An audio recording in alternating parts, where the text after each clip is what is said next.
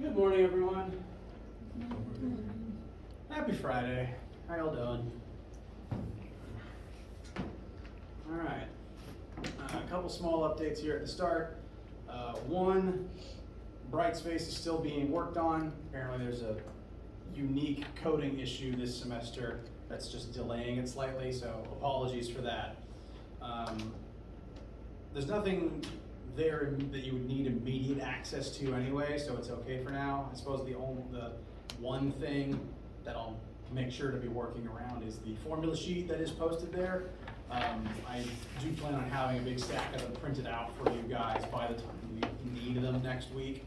So Brightspace is coming, formula sheets are coming. I promise you guys that. So with that said, any questions before we get started today?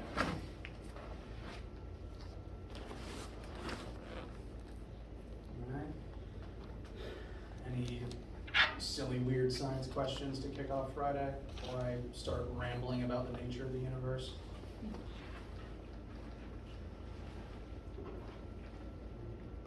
All right. Let me know if anything comes to mind. So, today is functionally going to be prologue part 2 for the most part, but we're going to tail end that by getting into some of the intro unit things that we're going to be working with, and I'll set up next week before we break for the weekend.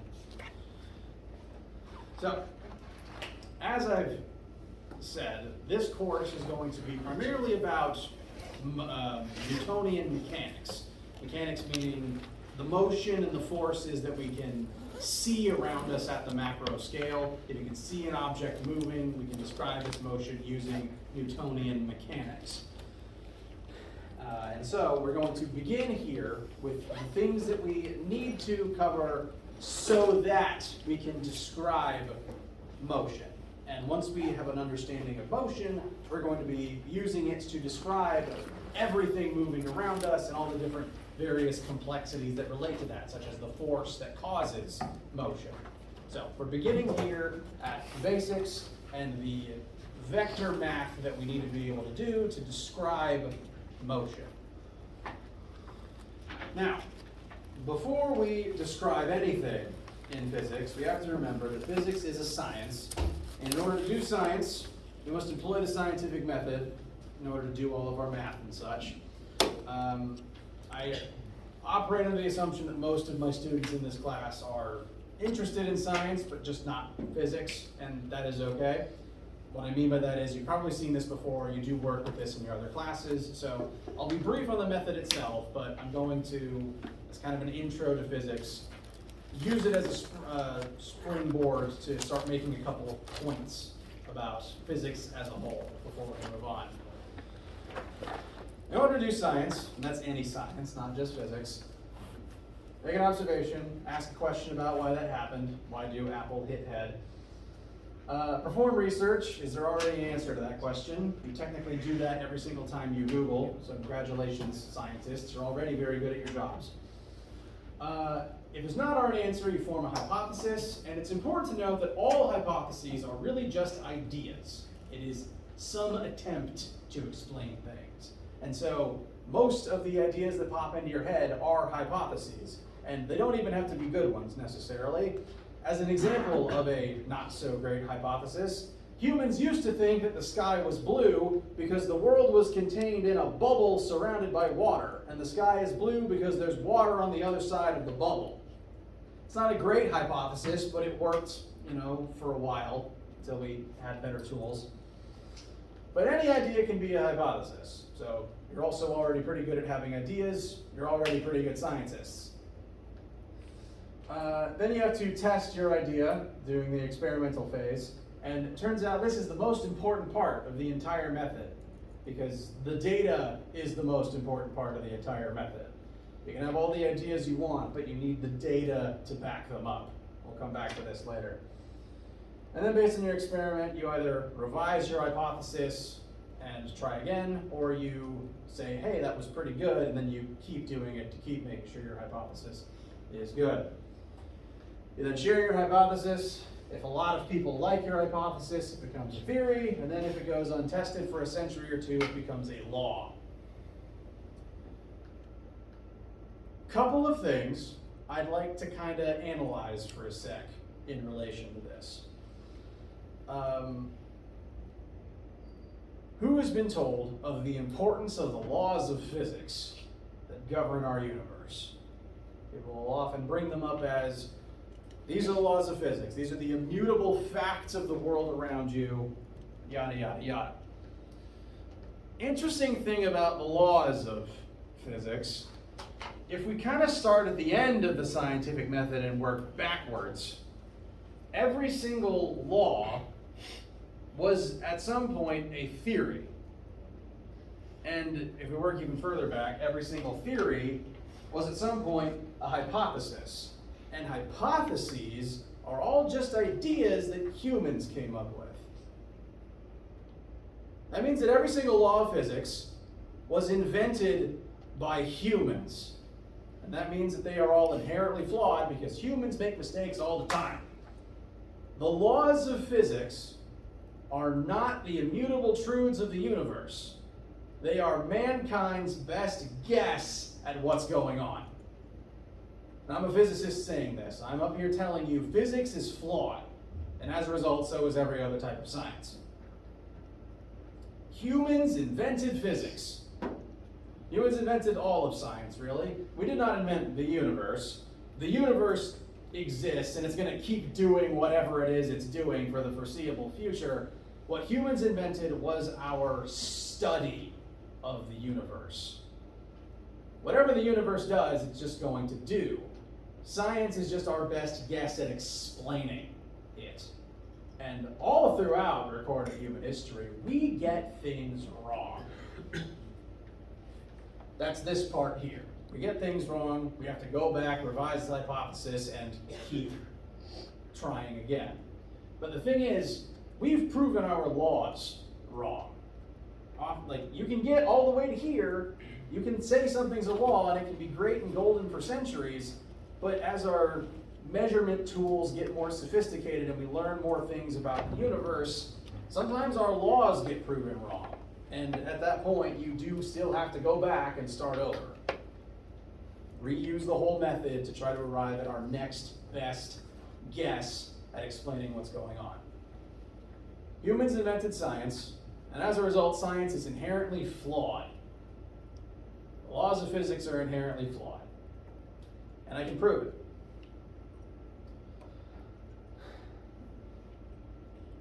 Now, when I was in middle school, we had the whole debacle where Pluto was downgraded from planet to Plutoid. Was anyone cognizant for that period of time? Okay, cool, not that old. Now here's the thing. Before Pluto was even discovered, there was a period of time where we thought there was 9 planets in the solar system.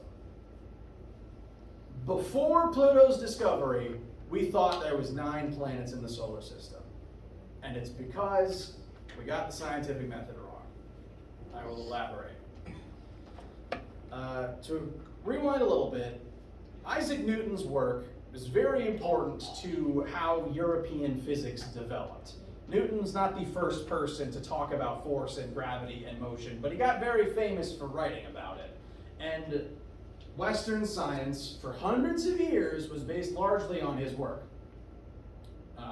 Newton's formulas, as they got popularized, were really, really good. We used them, which I will collectively refer to as Newtonian mechanics, all of his various contributions to how we understand motion and force and things in our universe around us. Newtonian mechanics was almost perfect for centuries. We were able to use Newton's formulas to predict forces and motion of pretty much everything we could observe here on Earth's surface. And that included the planets in the night sky. Telescopes weren't great back then, but we still knew that there were other planets in the solar system. We could look up, see Jupiter, and using Newton's math, how he understood motion and force, and importantly gravity, we could predict where it would be the next day in the night sky. And that worked using Newton's formulas. Again, 99.9% accurate. We could predict pretty much every force in motion around us. Except for one tiny thing that Newton's math just did not work for. There was one planet in our solar system that we knew about at the time. Pluto was not discovered until the early 1900s. There was one planet in the solar system that we just could not track the motion of accurately. It just never was where we thought it was going to be. Guess which planet it was?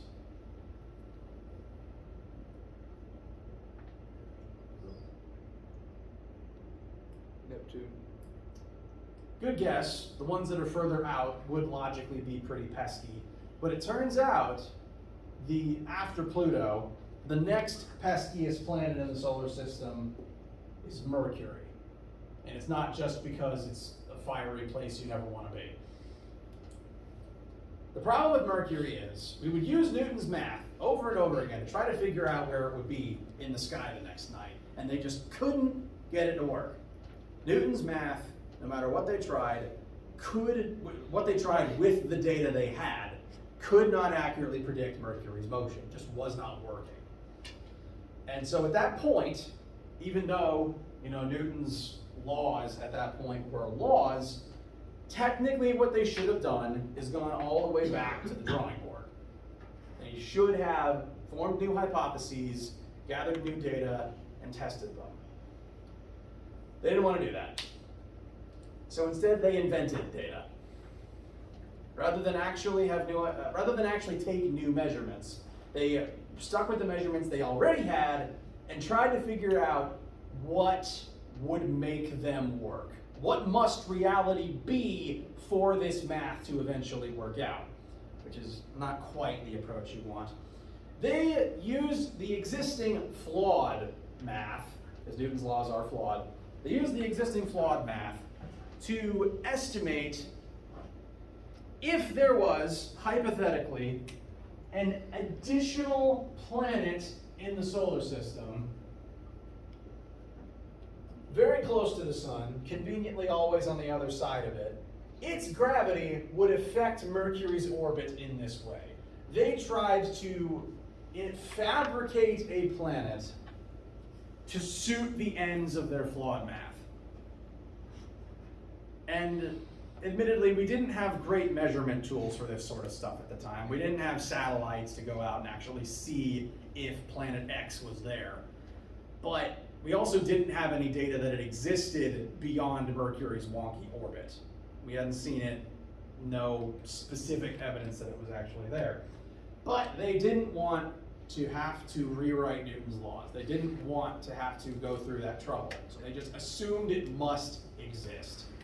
And so for probably like 100 or so years, they made solar system models, like kids' toys and museum exhibits, that featured this extra planet, presenting it as fact. Guess what they named it? I'll give you a hint. Our solar system has kind of a Roman theme going on. So what Roman figure doesn't already have a planet?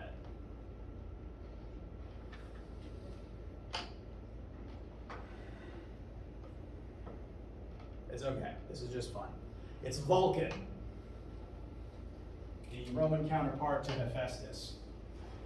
And if you're a Star Trek fan, planet Vulcan probably sounds familiar for a different reason. We eventually found out planet Vulcan isn't real because we eventually developed measurement tools like better telescopes and satellites to allow us to peer upon the other side of the sun and see, oh, that planet doesn't exist. But Gene Roddenberry, the creator of Star Trek, still homaged it by naming Spock's homeworld Vulcan. There is no planet Vulcan, sadly. So that just meant Newton's laws were just straight up wrong. Newton's laws could not predict Mercury's orbit. Something had to change. We had to go back to the drawing board, form new hypotheses, collect new data. What actually is happening is kind of weirder than the extra planet, if I'm being honest with you. This is very upper level physics. I will happily talk about this, but you don't have to do any math for it.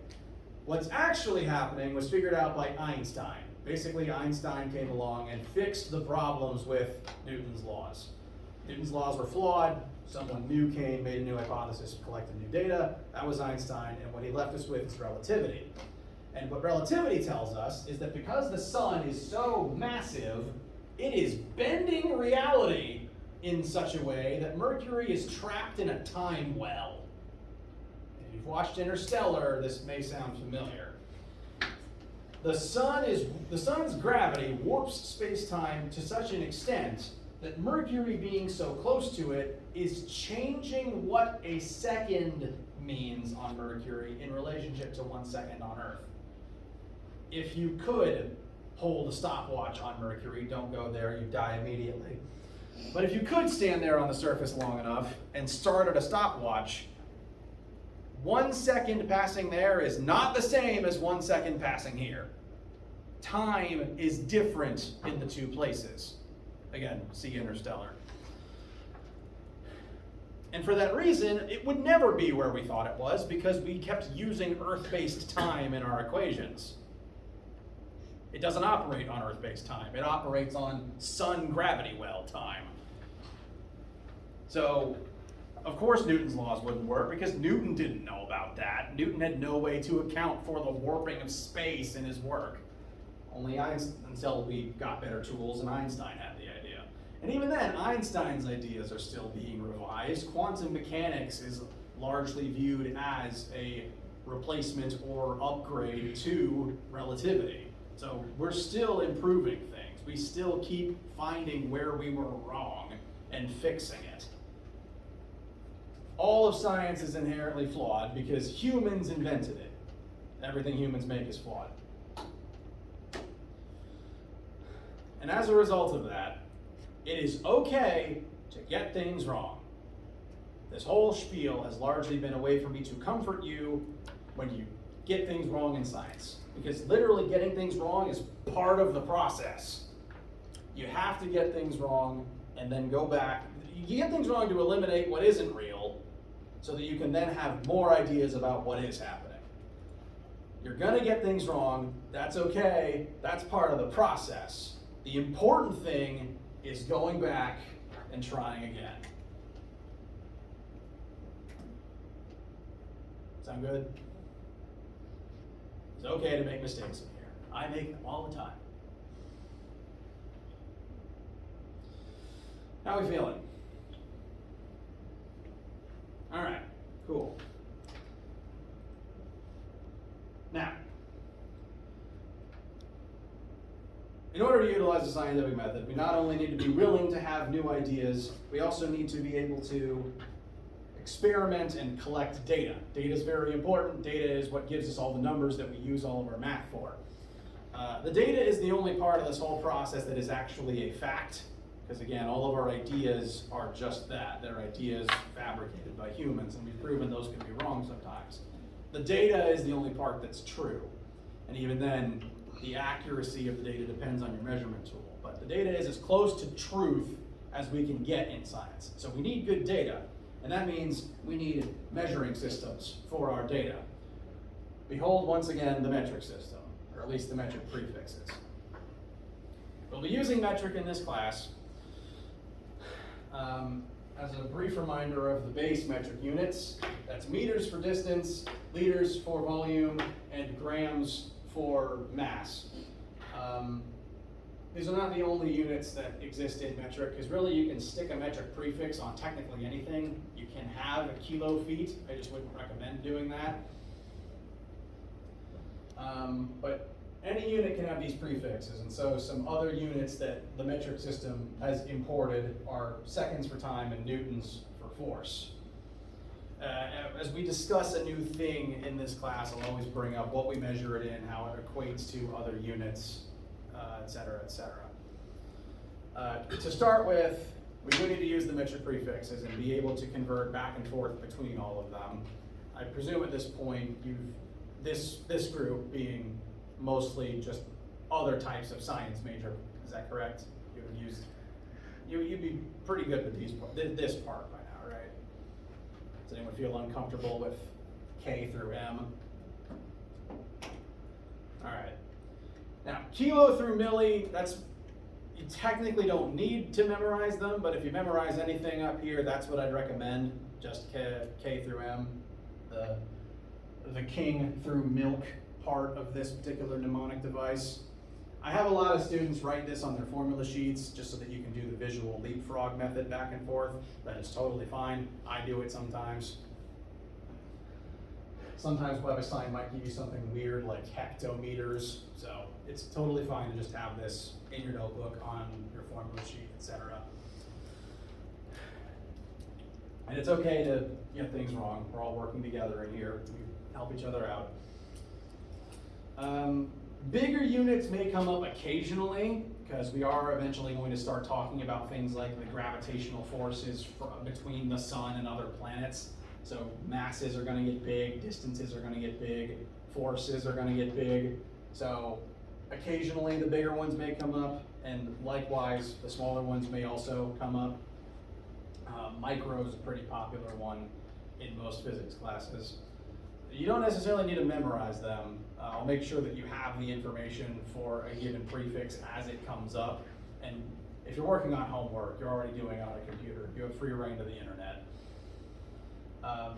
But as any weird prefixes come up, I'll make sure that you have that number for them. Just off the top of your head, how many meters are in a kilometer?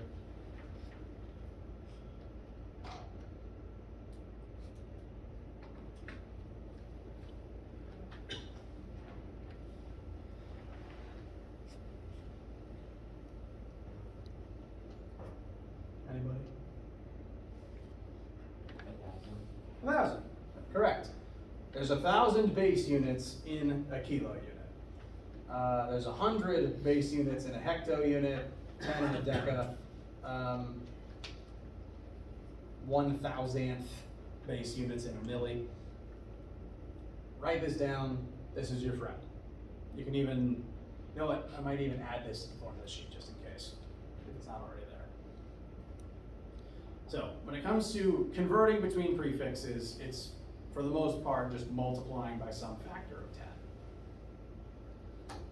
I would say the thing that I more want to spend some time on today is converting between different types of unit. Largely because I have a specific way of doing that, and I want to make sure you've seen it before I just start doing it randomly in a word problem. So I trust you to be able to find the number of seconds in a day. I just want to show you how I do it so that my method isn't completely unfamiliar to you, because I'm the one that's going to be putting the examples on the board. So, converting days into seconds, I've listed up on the board the various equivalencies that I'm going to use getting from days into seconds. 1 minute is 60 seconds, 1 hour is 60 minutes, 1 day is 24 hours. This is not new information, but again, I'm just showing you the way that I utilize it in my conversions. When I convert units, I use a method that has several different names. There's chain link style, railroad style, and fence post style. They all refer to the same thing that I end up doing. I write out the first unit I'm given. I've got 1 day, I want to turn it into seconds. So, starting here, I need to use these equivalencies to get where I'm going. I know that 1 day is 24 hours, and I'm going to utilize this information and turn it into a fraction. 1 day is 24 hours. That means these two things are the same as each other. They are an equivalency. This is defined as this. And since they're the same thing, if you divide one of them by the other, it's equal to 1, right? I'll write down the algebra to get there. Say if I divide both sides by 1 day,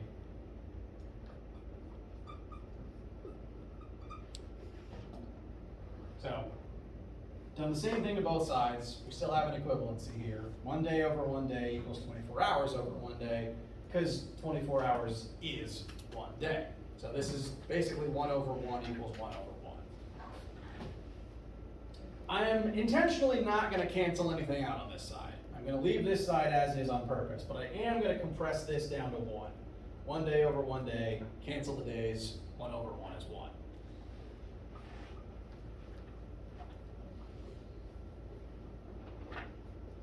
So 1 equals 24 hours over 1 day. This happens again because these two things are the same thing. Dividing something by itself gives you 1. So this is the proof, the mathematical proof that these two things arranged in this orientation is equal to 1. With me so far? Since this is equal to 1, I can multiply anything I want by this, and that doesn't change its value. It's perfectly legal to multiply anything I want at random by this fraction. So that's what I'm going to do. I'm going to take this fraction, and I'm going to write it right next to 1 day. 24 hours over 1 day times 1 day. What I'm officially doing here is multiplying by 1, because that fraction is equal to 1. I'm just doing it in such a way that allows me to cancel out the units of days and replace them with units of hours. Now, this is a lot of talk for just saying I'm multiplying 1 by 24. But again, I'm just setting up the method so it makes more sense for the more complicated ones. 1 day times 24 hours over 1 day, days cancels, and I have 1 times 24 hours, that is a 4. My handwriting's bad, I apologize. Tells me that there's 24 hours in 1 day. Just multiply the fraction all the way through. We've got the only unit left is units of hours, 24 hours in 1 day. We already knew that, but I can keep adding on additional fractions to keep changing the unit. This equivalency made this fraction, so I can do the same thing with the other two equivalencies. I can stack 60 minutes is 1 hour, and I want to stack it this way so that this hours on top cancels with this new hours on the bottom. And so now 1 times 24 times 60 is the minutes in a day. And one more link, 60 seconds in 1 minute, cancels out the minutes. 1 times 24 times 60 is seconds in a day. Which, depending on your musical taste, you may have already had memorized.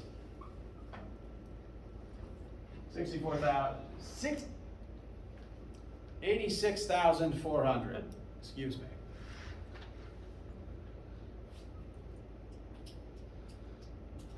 And so that is a basic example of just how I write down my conversions. You don't have to do that. How you do your work is up to you. Everyone has a slightly different tactic. And frankly, some of my students look at this and just never get it, do something else, and that is fine. When I look over your work, I'm looking for content, not for simply mirroring what I do. There's usually more than one way to get the right answer here. So, you don't have to use this method. I just want to make sure you've seen it and it makes sense when I start doing it all over the place. And you could start with any different number of days, and that would just change your answer. So 5 days, you multiply by 5 instead of 1, and you get 5 days worth of seconds. Sound good so far? All right. I got another one up here, and I want to run through it just to make sure a couple of cobwebs get dusted off. Here we've got a rectangular building lot. Its measurements are, I should have erased that earlier. 1.00 times 10 to the second feet by 1.50 by 10 to the second feet. So, big old rectangle. Quick scientific notation review. What is this number written normally? 100. Very good. What's the other one? 100. Very good. So, what would the area of this land plot be?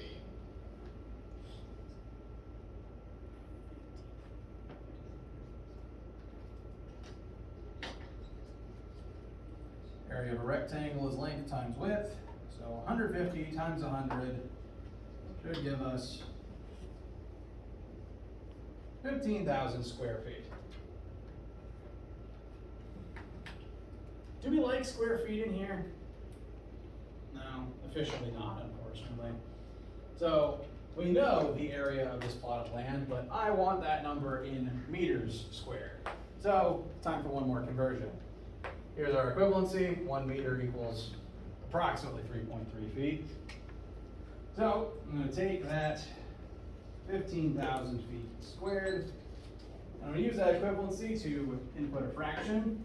We're starting with feet, so I'm going to put the feet part on the bottom to cancel out and leave the meters part on the top.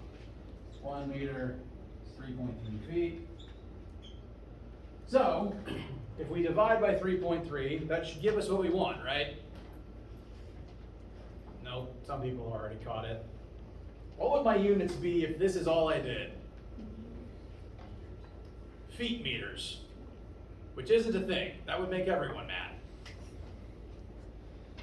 Because this feet only cancels out the square, not both of them, because feet squared is feet times feet.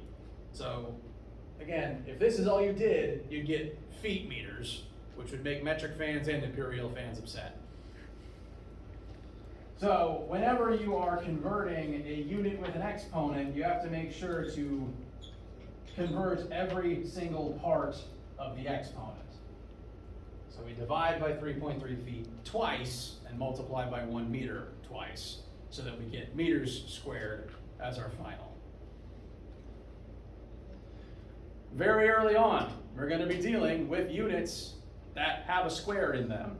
To kind of skip ahead a little bit, the most common metric unit for acceleration is meters per second squared. So I bring this up for a reason. If you're converting anything with an exponent in it, check your math. So here we have to do it twice to get rid of the square. And if my memory serves, that's approximately 1377.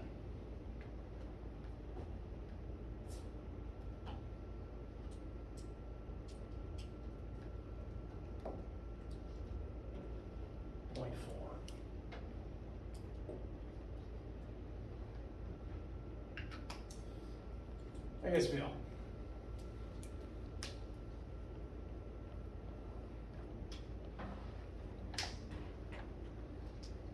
Yeah. Did you put 1377 inside the equation? I can.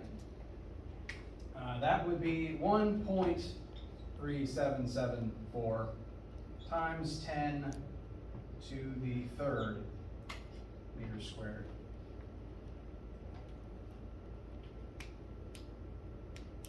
I don't know why, but my 4s sometimes look like 9s, and I have to be aware of it. Sorry. Somehow my 8s also turn out looking like 9s. Curse of being left-handed, maybe? Yes. Are we doing sig figs in here? I don't care about sig figs. Sometimes WebAssign does, so it is important, it is useful to keep it in the back of your head, but I'm not requiring it for the bulk of the calculations around here. I forget to do them all the time.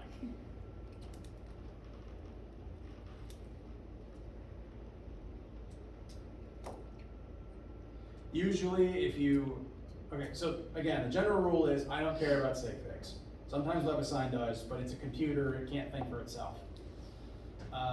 If you need kind of a reference frame for how many digits to keep, I can go over the rules for sig figs, but usually my benchmark is 1 to 2 units after the decimal point, if any exist. I find that most of the time that's what the sig figs tell you anyway. I suppose in this specific case, we started with 3 sig figs. Our conversion only has 2, so if we wanted to track sig figs, the 3 would be the last significant digit. But again, I'm not going to hold you to that.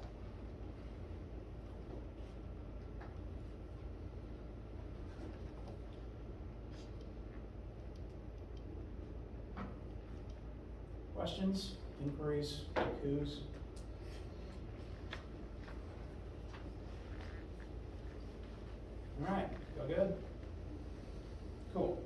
So, plan for next week is, bless you, we're going to begin talking about one-dimensional motion. I'll elaborate on that in a minute.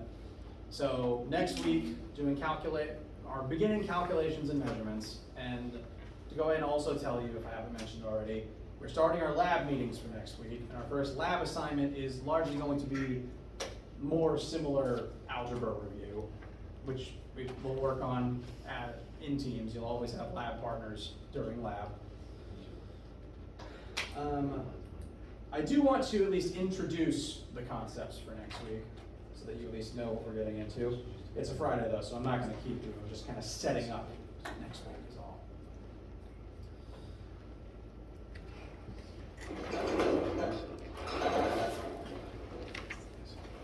The universe we live in, physics is about studying the universe.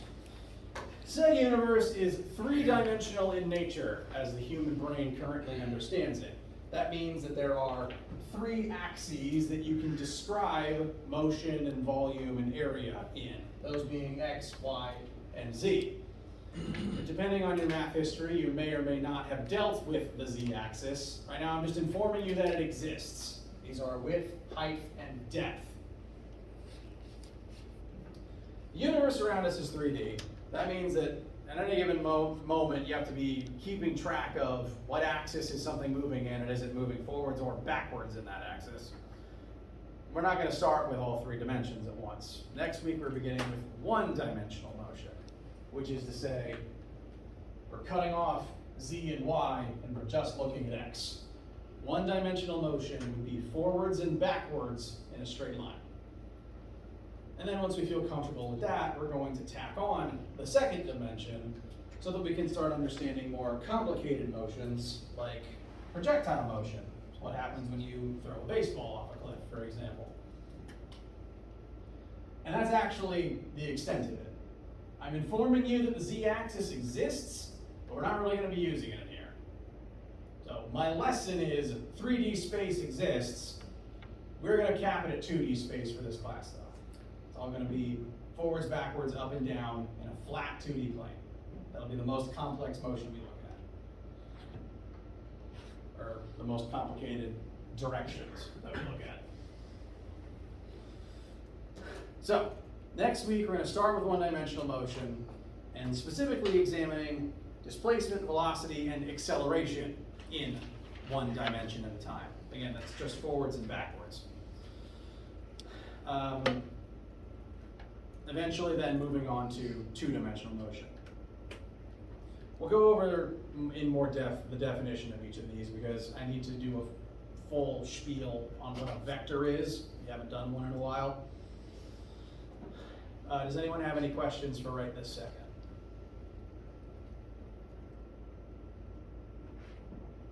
All right. Well, that's everything that I wanted to get through today. Again, this is what we'll be working on next week. And you'll have formula sheets by then so that I can point out all the formulas on there as we introduce them. If you need anything anytime soon, please let me know. Again, I'm working on Brightspace, and I'll make sure that you guys have formula sheets before we start doing much real math next week. Yes? Ideally, as soon as is reasonable, because next week we are doing our first lab that does involve calculations. I only have one to loan out, so keep that in mind if multiple people need it.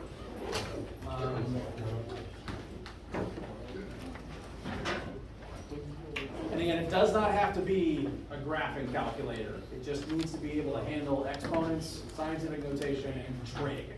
It doesn't have to have graphing functionality.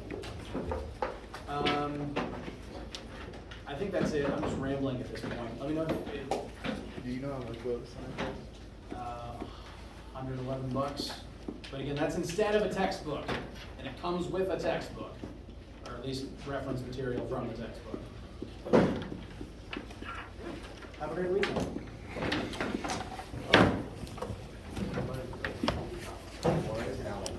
That's weird. That's the weirdest one I've heard. Hold on. I was the first day I took it today, I'm not in it. Okay, that means I have to look at what's going on. Do you want me to to end the video? Yes, please, thank you.